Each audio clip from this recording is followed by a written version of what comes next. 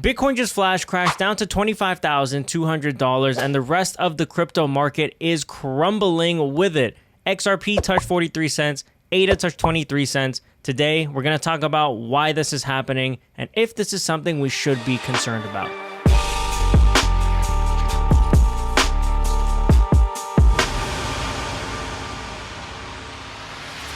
My name is Chino. Welcome back to my channel where we talk about everything crypto. Before we jump into the video, please make sure to like, subscribe, hit the notification bell to stay up to date with the latest things in cryptocurrency. But if you only do one thing of those at all, please hit that like button. It helps me out tremendously and it is free for you. We love free things. Quick disclaimer, nothing in this video is financial advice. I am not a financial advisor and I highly encourage you doing your own research because no one hits that buy button except for you. Without further ado, let's dive in. Taking a look at the Bitcoin chart, the flash crash that occurred within 10 minutes, going from 27,600 all the way down to about 25,400, which was an 8.2% drop, all within 10 minutes. And people are speculating that this was the cause. Evergrande, China property giant, files for U.S. bankruptcy protection. This came out a couple hours before the flash crash occurred on Bitcoin. So you may be wondering what Evergrande is. Evergrande, the China Evergrande Group, is a Chinese property developer and the second largest in China by sales. This has been an ongoing issue over in China. I don't pretend to be an expert in this area, but I do know enough. Just from my basic knowledge, I know that they've been in trouble over there because there's been some really sketchy stuff going on with their real estate. They've been having a real estate crisis for a few years. And economists have been predicting that if Evergrande goes down, it is going to be very bad for the world economy. And they just filed for bankruptcy. So this puts fear into the markets for obvious reasons. People are thinking financial crisis, 2008. They're basically having what the United States economy experienced in their real estate crisis in 2008. This is happening now over in China. So we'll keep a close eye on this. This is the Dow Jones. Over the past couple weeks, it has made it past all Fibonacci retracement levels. But in the past week or so, we've been in this downtrend. Now, this is the same story with the NASDAQ, and it's the same story with the S&P 500. Here's the thing. It doesn't look like the bullish uptrend has been broken, which is a good sign. It looks like it's getting close to it. But nothing has been broken. The Dow Jones is the closest to breaking it, but all we can do right now is just sit and wait and see how the stock market reacts. But remember, the stock market, if the stock market is going down, Bitcoin is going to go down. There is a strong correlation. If we want Bitcoin to go up, we also want the stock market to go up. Now, another piece of news that came out, and this came out closer to where the flash crash occurred, SpaceX sold $373 million worth of Bitcoin acquired in 2021 and 2022. This was reported by the Wall Street Journal. Let me just show you what the article reads. The documents also show SpaceX wrote down the value of Bitcoin it owns by a total of $373 million last year and in 2021 and has sold the cryptocurrency. This is a Wall Street Journal. It's almost like they went out for like some lunch or something, the Wall Street Journal and SpaceX was like, oh yeah, and by the way, we sold the cryptocurrency. There's no source, and Watcher Guru tweets, we are unable to confirm reports that SpaceX sold $373 million worth of Bitcoin.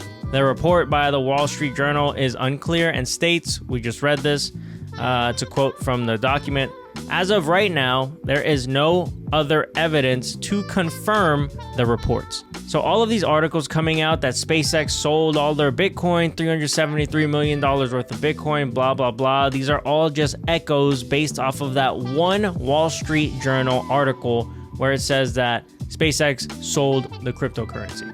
No sources and nothing is confirmed. But it seems like it was enough to cause panic because everyone was tweeting about this. A bunch of news outlets started writing about it, so it caused panic in the markets. And what's crazy about this is once the liquidation started happening, I went over to CoinGlass. Shout out CoinGlass, they're awesome. And within 1 hour, $785 million were liquidated from the market. In an hour. That is insane. By the way, if you don't follow me on Twitter, go ahead and follow me on Twitter. I post some good stuff on here, and I keep it kind of entertaining. Okay, moving back over to the Bitcoin chart. Is this something to be concerned about? If we take a look at this, this just looks ugly. It looks terrible, but Bitcoin has bounced off of the $25,200 level, which has been a massive, massive support and is a massive, massive support area. Look how many times we've bounced off of it here. 1, 2, 3, 4. And now we bounced off of it again, and we're kind of just hanging out on top. We're waiting to see if that level will break. But this whole box area that I have written here, this whole purple box, is a major area of support. If we were to break these levels, which is about 23,700, that's where I will start to get a little bit concerned. But only a little bit. If we break that level, there's other areas of support down below. And yes, I know that's a little bit annoying. I wish I could just give you the answer. I wish I had the answer, and I'm like, okay, if we break this level, I'm selling everything, and that's it. It doesn't work that way. There's levels to these things, right? There's levels to these things. We gotta... So, one thing I want to point out is we have seen it where markets can come down and retest these levels. W formation...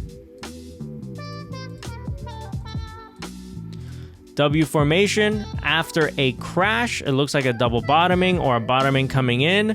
There's a resistance area, resistance support point area here. We have seen it where the markets can come down to retest this area before going back up. If we take a look at Bitcoin in 2017 to 2018 to 2020, this was the 2017 bull run. This is the bottom of the 2018 bear market, right? So imagine we bottomed out here, right? This is that level I was talking about. We come down to retest. This area right here is where we could be right now. And this retest is what I'm talking about. We come up, have a little bit of a bull run. We all think it's like, okay, maybe we're going to do something. We waddle in here just like we have been. We haven't been doing anything for like 2 months. And then we just crash. But eventually it came back down to retest this level here. This is the 2013 bull run. We crash. We have the bear market 2014, 2015. Same thing. We have our bottoming structure come in here. We break out of it. And we came back down to retest these levels before heading back up. The difference is, and let me see if I can put these on top of each other. Hold on. So this is 2013 on top, 2017 on the bottom. The difference here is, there we go. The difference here is, yes, we formed our bottoming structure, we broke out of it, we came back down to retest those levels, formed our bottoming structure in 2017, broke out of it, and came back down to retest those levels. The difference here between these two is that in 2015, we broke out of it and we came back down to retest those levels immediately. And then we never came back down to those levels again. In 2017, we broke out, we had a little mini bull run, but it took from us breaking out of those levels to coming back down to retest it, it took almost a full year to come back down to retest those levels. The thing is, this level is a magnet, and we eventually did come back down to retest those levels, and we never, after we retested those levels, we never came back down to retest those levels again. So could this be what we are experiencing now? Or was this crash here good enough? We were about